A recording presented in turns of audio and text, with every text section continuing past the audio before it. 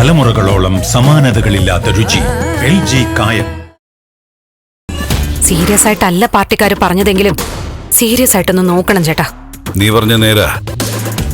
ചന്ദ്രോത്തുകാർക്കുള്ള ഏറ്റവും വലിയ അടി ഇത് തന്നെയായിരിക്കും. ചേച്ചിയോട് കാര്യമായി ഒന്ന് സംസാരിക്കണം. വരട്ടെ, തെരഞ്ഞെടുപ്പ് പ്രഖ്യാപനം വരട്ടെ.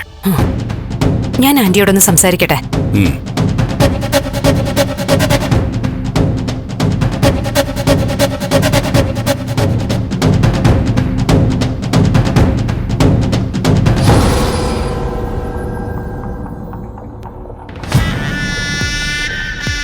ഹലോ.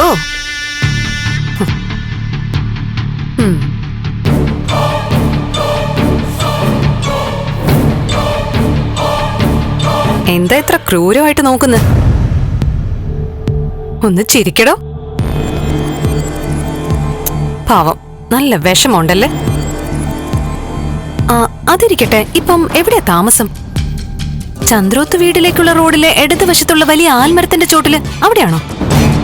അതോ ആ കുട്ടപ്പന്റെ അടുത്തുള്ള വീട്ടിലെ ഷെഡിലാണോ? ഈ തെരുവിൽ കിടന്നുറങ്ങുമ്പോ പ്രത്യേക സുഖമുണ്ടല്ലേ. ഓ, എന്തായിരുന്നു വെല്ലുവിളിയും ശാപവും ഒക്കെ. എടി നോക്ക്, കളിക്കുമ്പോ നോക്കി കളിക്കണോന്ന് പറയില്ലേ. 1000 ദേവികയ്ക്ക് ആര തനൂജ.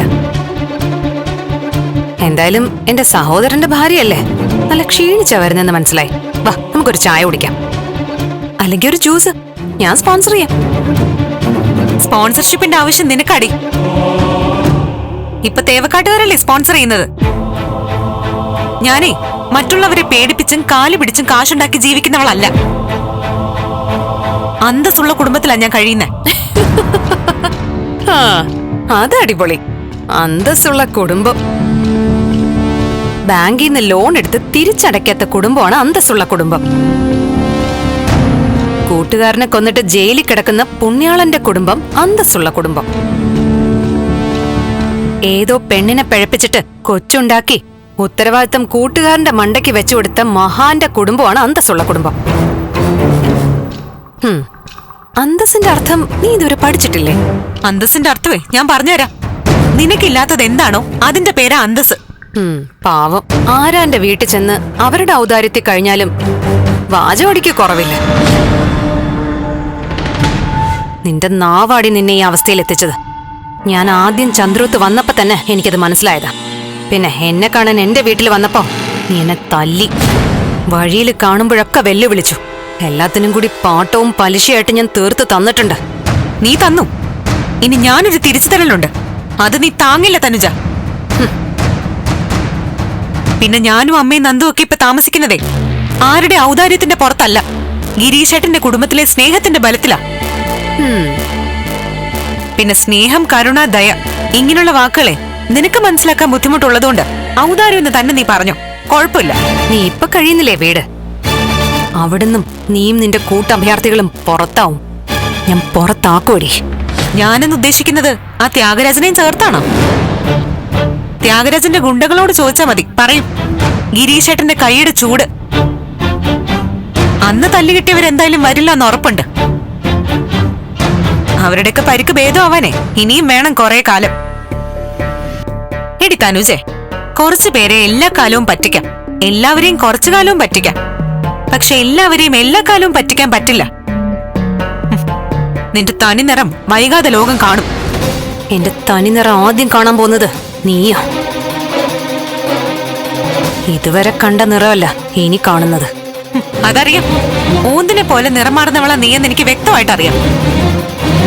10-25 വർഷം അച്ഛന്റെ അമ്മയുടെ സ്ഥാനത്ത് നിന്ന് വളർത്തിയവരെ പോലും തല്ലിയവളല്ലേ നീ. ആ നിനക്ക് സ്ഥിരവ്യക്തിത്വം കാണില്ല, അതെനിക്കറിയാം. മനസ്സിലായല്ലോ. അമ്മയുടെയും അച്ഛന്റെയും സ്ഥാനത്ത് നിന്നവരെ പോലും തല്ലിയവൾക്ക് നിന്നെയൊന്നും തീരെ പേടിക്കേണ്ട കാര്യമില്ല. സ്ഥലം വിട്. പിന്നൊരു കാര്യം, വൈകാതെ ചന്ദ്രോത്ത് ലേലം നടക്കും. ആ ലേലം പിടിക്കാൻ പോകുന്നതേ മറ്റാരും ആയിരിക്കില്ല, ഞാനാ, തനൂജ. നടക്കില്ല. ചന്ദ്രോത്തെ സത്യമുള്ള വീടാ. നിന്നെപ്പോലെ ഒരുത്തിക്ക് ആ വീട് കിട്ടില്ല. അന്ന് ഞാൻ ചെയ്തില്ലേ ശപഥം, ആ ശപഥം ഞാൻ നിറവേറ്റും. ചന്ദ്രോത്ത് തിരിച്ചു പിടിക്കും. ആ ചന്ദ്രോത്തിന്റെ ഫോട്ടോ എടുത്തേ തല തിരിച്ചു പിടിക്കേ. അങ്ങനെ നീ അത് തിരിച്ചു പിടിക്കാൻ പോകുന്നുള്ളൂ. അല്ലെങ്കിൽ പിന്നെ സ്വപ്നത്തില്. ഇതില് രണ്ടിലും അല്ലാതെ നിനക്കിനി ചന്ദ്രോത്ത് എത്തിപ്പെടാൻ പറ്റില്ല. പിന്നെ വലിഞ്ഞു കയറി വരാന്നൊക്കെ ചിന്തിച്ച കാല് ഞാൻ വെട്ടും. നീ കാലല്ലേ വെട്ടു, ഞാൻ നിന്റെ തല എടുക്കാൻ പോകുന്നേ.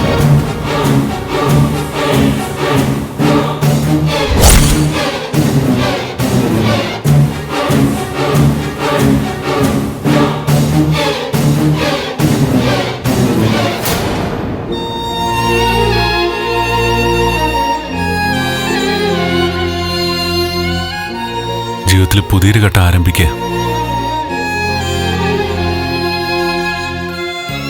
ചന്ദ്രോത്തുനിന്ന് മാറി പുതിയൊരു കൂരയ്ക്ക് കീഴെ ആശ്രിതരെ പോലുള്ള താമസം.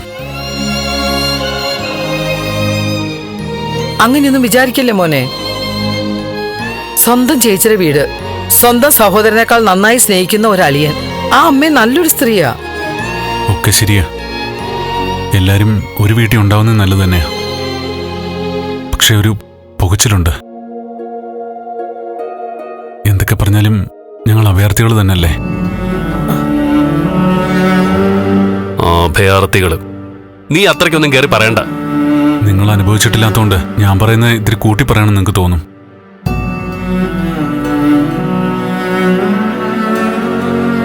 ഗിരീഷേട്ടനും അമ്മയൊക്കെ നല്ല രീതിയിൽ ചിന്തിക്കൂ.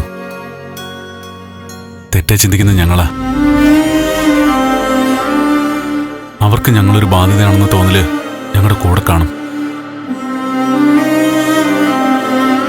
കുറച്ചു ദിവസം കഴിയട്ടെ. അവിടുമായിട്ട് പൊരുത്തപ്പെട്ട് കഴിഞ്ഞാൽ നിങ്ങൾക്ക് പിന്നെ അവിടുന്ന് തിരിച്ചു പോരാൻ പറ്റില്ല.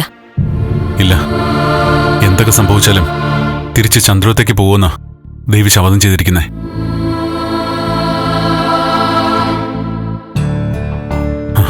ശപഥമൊക്കെ ചെയ്യാം. എല്ലാ ശപഥങ്ങളും നിറവേറ്റപ്പെടണമെന്നില്ലല്ലോ.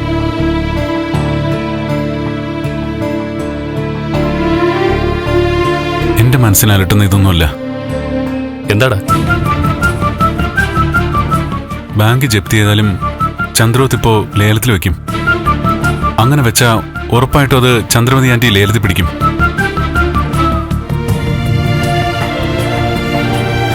അങ്ങനെ സംഭവിച്ച പിന്നെ ജീവിച്ചിരുന്നിട്ട് കാര്യമില്ല. അതിലും വലിയൊരു അപമാനം അച്ഛനും അമ്മയ്ക്കും വരാനുമില്ല.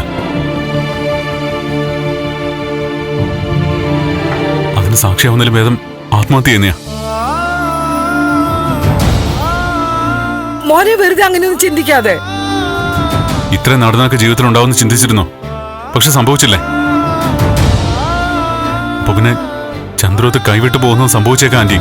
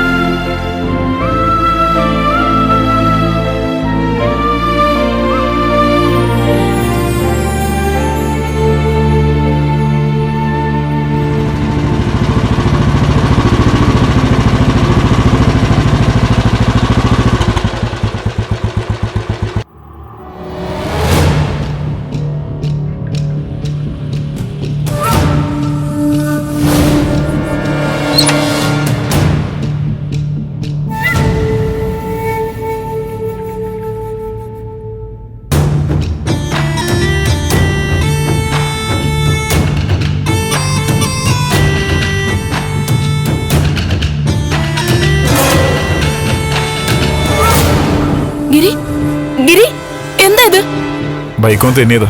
സാരമില്ല, ഞാൻ ഒരു ക്ലിനിക്കിൽ പോയി മരുന്ന് വെച്ചു. ഈശ്വര, ഇവിടെയൊക്കെ ചതവുണ്ടല്ലോ. വേറെന്തെങ്കിലും പറ്റിയോ?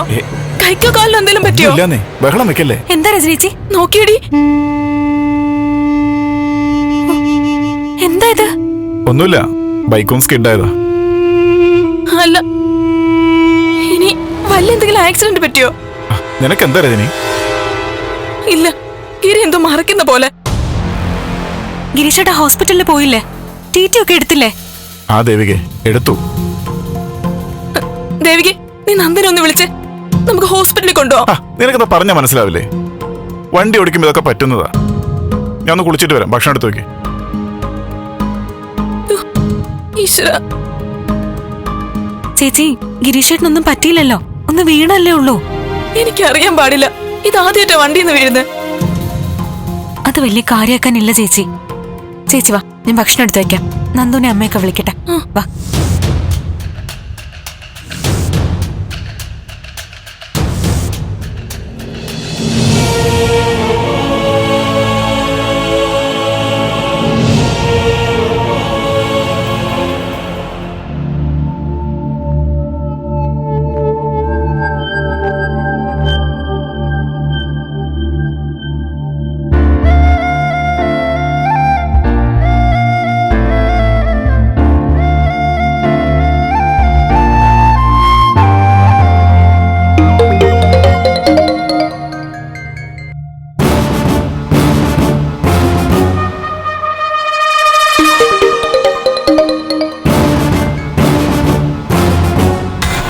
ഹലോ, ഇത് മങ്കാട്ടുകടവ് സ്കൂളിലെ ഗിരീഷ് മാഷിന്റെ വീടല്ലേ? അതെ. ആ, മാഷിന്റെ ഭാര്യയാണോ സംസാരിക്കുന്നത്?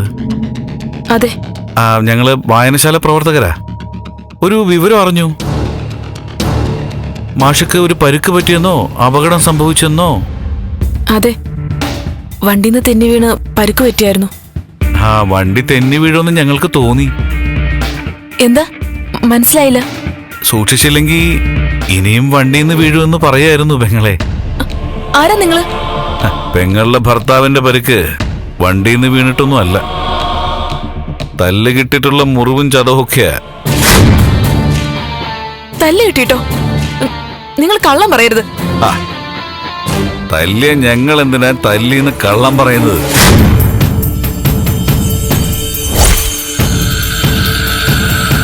എന്താ നിങ്ങൾ ഈ പറയുന്നത്? അപ്പൊ പെങ്ങള് ചോദിക്കും, എന്റെ പാവം ചേട്ടനെ എന്തിനാ ആക്രമിച്ചത്? ഗിരീഷ് ചേട്ടൻ എന്ത് ദ്രോഹ ചെയ്തേന്ന്? ഗിരീഷ് ഒന്നും ചെയ്തില്ല പെങ്ങളെ. ഗിരീഷിനോടല്ല വിരോധം. വിരോധം പ്രഭാവതിയോടും ദേവികയോടുമാ. പെങ്ങളുടെ അമ്മയോടും അനിയനോടും നാത്തൂനോടും. അവര് കാരണം തല്ല് വാങ്ങുന്നത് പാവം ഗിരീഷ് മാഷ. അതുകൊണ്ട് പെങ്ങളെ, പ്രഭാവതിയും ടീമിനെയും അവിടുന്ന് ഇറക്കി വിട്ട് കളയാൻ നോക്ക്. കല്യാണം കഴിഞ്ഞാ പിന്നെ അമ്മയും അനിയനും ഒന്നും അല്ല പ്രധാനം, ഭർത്താവാ. അവസാനം വരെ കൂടെ ജീവിക്കേണ്ട ആളാ, കുടുംബം നോക്കേണ്ട ആളാ, ഗൃഹനാഥന. വല്ലവരുടെയും തല്ലുകൊണ്ട് ഭർത്താവ് ചത്തുപോയ ആർക്കാ നഷ്ടം? പെങ്ങൾക്കാ? ഭാര്യയ്ക്കാ? ഇന്നലെ തല്ലിയതൊരു മുന്നറിയിപ്പായിട്ടാ. സൂചനയെന്ന് പാഠം പഠിക്കണം. ഇല്ലെങ്കിൽ പാഠങ്ങൾ അങ്ങോട്ട് പഠിപ്പിക്കും. ചന്ദ്രോത്ത് കുടുംബത്തിനെതിരെ ഒരുങ്ങി ഇറങ്ങിയവരാ ഞങ്ങള്. പ്രഭാവതിയും ദേവികയും നന്ദനെയും ആ വീട്ടിൽ നിന്ന് ഇറക്കി വിട്ടേക്കണം. ഇല്ലെങ്കിൽ ഗിരീഷിനെ തീർത്ത് കളയും. ബൈക്കിൽ പോകുമ്പോ അവനെ ഇടിച്ചങ്ങ് തെറിപ്പിക്കും. വാഹനാപകടത്തിൽ അധ്യാപകൻ മരിച്ചു, അത്ര തന്നെ. പറഞ്ഞതൊക്കെ മനസ്സിലായല്ലോ? നിങ്ങൾ ആരാ? മറിഞ്ഞെന്ന് ഭീഷണിപ്പെടുത്താ? മറഞ്ഞായാലും തെളിഞ്ഞായാലും പ്രഭാവതിയും വീട്ടുകാരെയും ഇറക്കി വിട്ടില്ലെങ്കിൽ നിന്റെ ഭർത്താവിനെ ഞങ്ങൾ കൊല്ലും.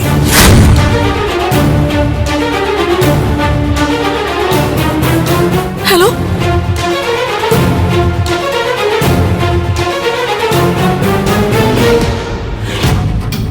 ഈശ്വര, എന്തൊക്കെയാ കേൾക്കുന്നത്?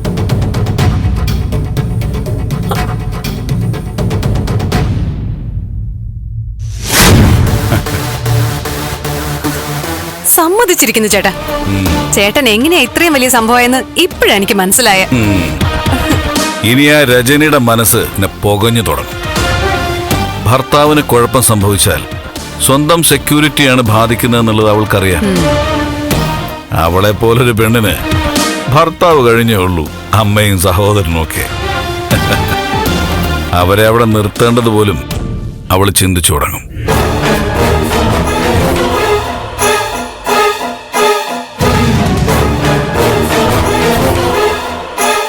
നോക്കിക്കോ, വൈകാതെ രജനി അവരെ അവിടുന്ന് പറഞ്ഞയക്കും. ഗിരീഷിന്റെ വീട്ടിൽ നിന്ന് ഇറക്കി വിടുമെന്ന് നീ മുമ്പ് ദേവിക വെല്ലുവിളിച്ചില്ലേ? പക്ഷേ നീ ഇറക്കി വിടുന്നതിന് മുമ്പ് ഞാൻ അവരെ ഇറക്കി. ഹാപ്പി അല്ലേ? Double happy. ആ,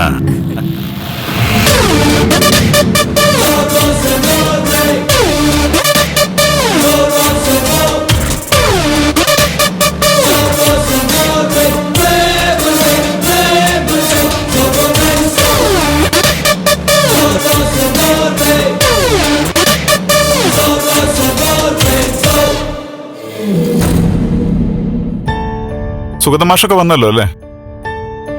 ആ ശരി ശരി, ഞാനിത് ഇറങ്ങുക. ആ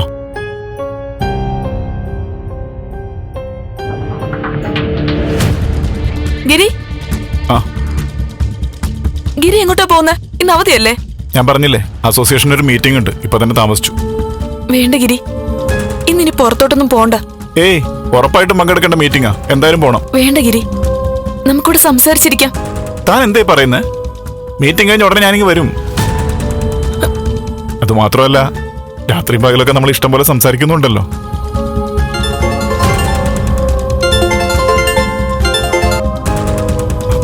സുധാകർ മാഷേ, ആ ഞാനിത് ഉടനെ എത്തും. വിളി വന്നു, അവരെല്ലാം എത്തി. എന്നാ ശരി. വേണ്ട ഗിരി, പ്ലീസ്, ഞാൻ സമ്മതിക്കില്ല. നീ എന്താ പതിവില്ലാതെ വാശി പിടിക്കുന്നേ? പതിവില്ലാത്ത കാര്യങ്ങളാണല്ലോ ജീവിതത്തിൽ നടക്കുന്നത്. ഇന്നലത്തെ വാഹന അപകടം, അതിലെ പരിക്കുകള് പതിവില്ലാത്തല്ലേ? അതൊക്കെ ജീവിതത്തിന്റെ ഭാഗമാ. ഏത് ജീവിതത്തിന്റെ ഭാഗമാണെന്ന് നീ എന്താ ചോദിക്കുന്നേ? ഞാൻ ചോദിക്കുന്നതോ ഗിരിയുടെ ഈ പരിക്കുകള് എങ്ങനെ പറ്റിയതാണെന്ന്. അപകടമാണോ അതോ ആരെങ്കിലും അപായപ്പെടുത്തിയതാണോ? സത്യം പറയണം. ഗിരിയുടെ മുഖത്ത് ഭാവമാറ്റം തന്നെ വിളിച്ചു പറയുന്നു ഇന്നലെ സംഭവിച്ചത് അപകടമല്ലെന്ന്. ആരൊക്കെ ചേർന്ന് ഗിരിയെ തല്ലി അല്ലേ? ഞെട്ടണ്ട, മറച്ചു വെക്കേ വേണ്ട. സത്യം പറ ഗിരി, ഗിരി ഏതോ ഗുണ്ടകൾ ആക്രമിച്ചു അല്ലേ? ആ അതെ. ഗിരി എന്താ ഇതൊക്കെ ഇത്ര നിസ്സാരമായിട്ട് പറയുന്നേ? ഈശ്വര, ഒരു തരത്തിൽ സമാധാനം കിട്ടുന്നില്ലല്ലോ. എന്റെ രജനി, ഇതൊന്നും അത്ര കാര്യമായിട്ട് എടുക്കണ്ട. കാര്യമായിട്ട് എടുക്കണ്ടെന്നോ? ഞാൻ കുത്തുകൊണ്ട് ആശുപത്രി കിടന്നപ്പോ ഗിരി പേടിച്ചില്ലേ? എനിക്കന്ന് എന്തെങ്കിലും സംഭവിച്ചിരുന്നെങ്കിലോ? എന്റെ കാര്യത്തിൽ എനിക്ക് വിഷമമൊന്നുമില്ല, പക്ഷെ ഗിരിക്ക് എന്തെങ്കിലും സംഭവിക്കുന്നത് എനിക്ക് ആലോചിക്കാൻ പോലും വയ്യ. നീ ഇങ്ങനെ ബഹളം വെക്കാതെ രജനി. ഞാൻ ബഹളം വെക്കും. ഗിരിക്ക് എന്തെങ്കിലും സംഭവിക്കുന്നത് എനിക്ക് ചിന്തിക്കാൻ പോലും പറ്റില്ല. ഗിരി വാ, പുറത്തോട്ടൊന്നും പോണ്ട. ഞാൻ ഉടനെ വരാം. നീ വെറുതെ തർക്കത്തിലേക്കൊന്നും പോകല്ലേ. ഗിരി, ഞാൻ ചോദിക്കട്ടെ, എന്തിനാ ഗിരി ആക്രമിച്ച്? ആരാ ഇതിന്റെ പുറകില്? ചന്ദ്രത്തുള്ള വിരോധം ഗിരിയോട് തീർത്തതാണോ? അതൊക്കെ നമുക്ക് അന്വേഷിക്കാം. തൽക്കാലം ഞാൻ ഈ മീറ്റിംഗ് ഒന്ന് അറ്റൻഡ് ചെയ്ത് വരട്ടെ. വേണ്ട, മാറി. ഞാൻ സമ്മതിക്കില്ല. രജനി, പോണ്ട ഗിരി. കീ ഇങ്ങ് തരാൻ മാറി നിൽക്കാനല്ലേ പറഞ്ഞേ? ഞാൻ പറഞ്ഞല്ലേ ഗിരി, പോണ്ട. രജനി, നീ ഒന്ന് മാറി നിന്നേ. ഗിരി, ഞാൻ മീറ്റിംഗ് അറ്റൻഡ് ചെയ്ത് പെട്ടെന്ന് വരാം. ഗിരി.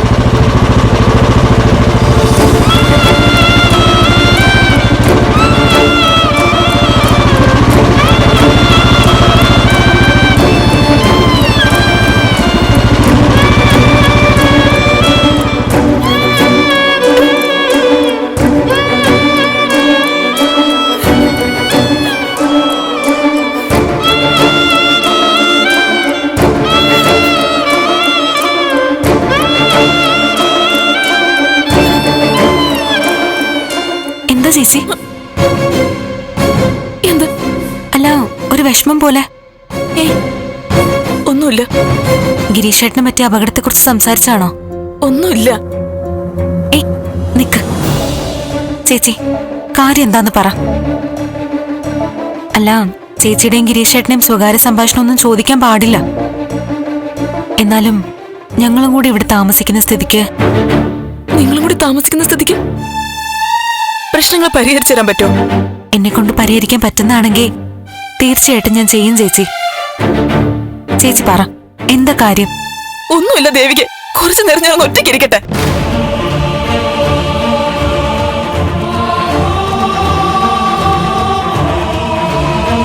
തലമുറകളോളം സമാനതകളില്ലാത്ത രുചി.